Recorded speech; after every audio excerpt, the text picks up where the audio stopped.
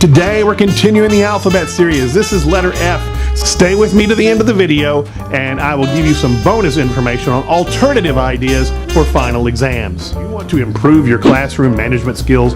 Do you want to increase student engagement? How about amplifying student success? If these are the things you're looking for, you've come to the right place. Welcome to Things That Work.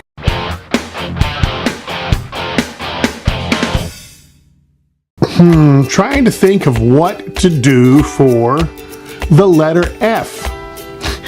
F, final exams, of course. Let's talk about final exams.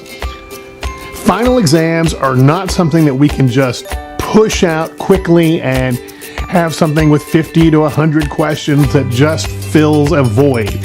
We want to make sure that the exams are useful. We want final exams to actually help with the learning process as well as evaluate the learning process that has occurred to this point.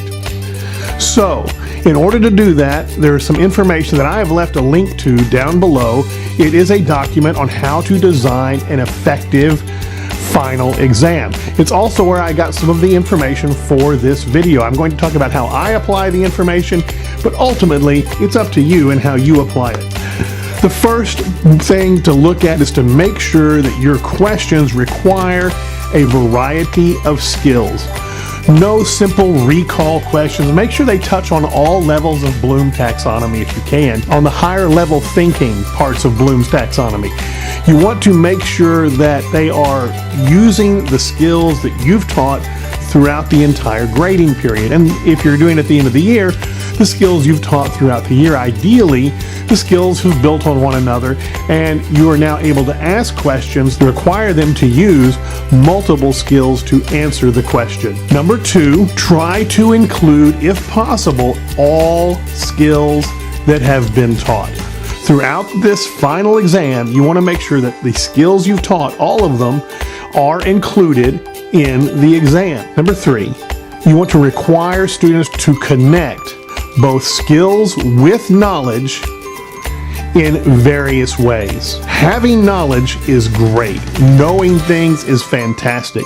But connecting that knowing things with the skills that you've taught, that is where life learning occurs. And that is where you are cementing the knowledge with the skills.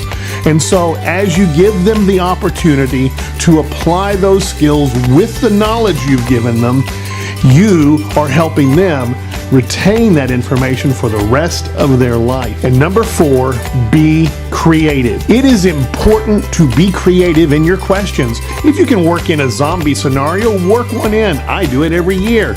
Work in some sort of zombie situation if you like zombies. Work in things that you know your students relate to. Video games.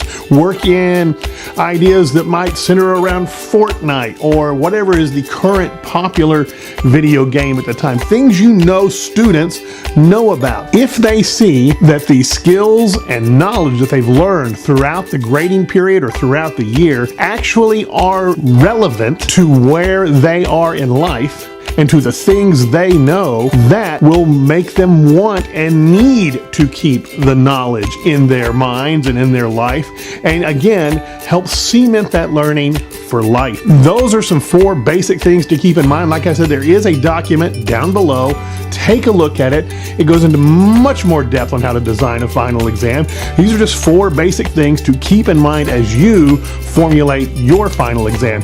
Also, something else to keep in mind, kind of a bonus tip here. There are different types of final exams. I'm going to give three real quick that you can maybe use. I don't know. They might work for you. For instance, there is the open book exam. If you use an open book exam, do not simply ask about things that are in the book. Require students to find something in the book and apply it. Require them to find skills and apply skills as they are written in the book. An open book exam is not giving them the answers in the book. It's letting them go through the book, find the things that are relevant, and apply it appropriately. Number two is a take-home exam.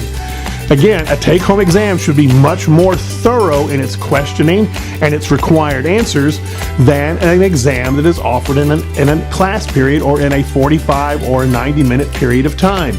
You should, if you send a take-home exam, make sure that the answers that you are asking for are thorough.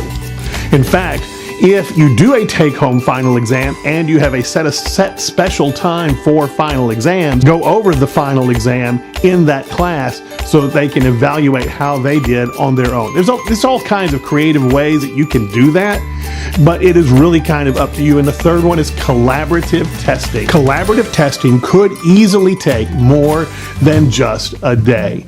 This is where students work together, working through issues, working through problems, working through situations or scenarios or whatever, which require them to apply skills that you have taught them, require them to apply knowledge you have taught them. Those are 3 alternative exam ideas for you. And again, more details down below. Don't forget to give a thumbs up to this video if you like it, and subscribe so you'll know when new videos come out. I enjoy learning with you, I enjoy teaching with you, and together we can take over the world. Okay, that's good.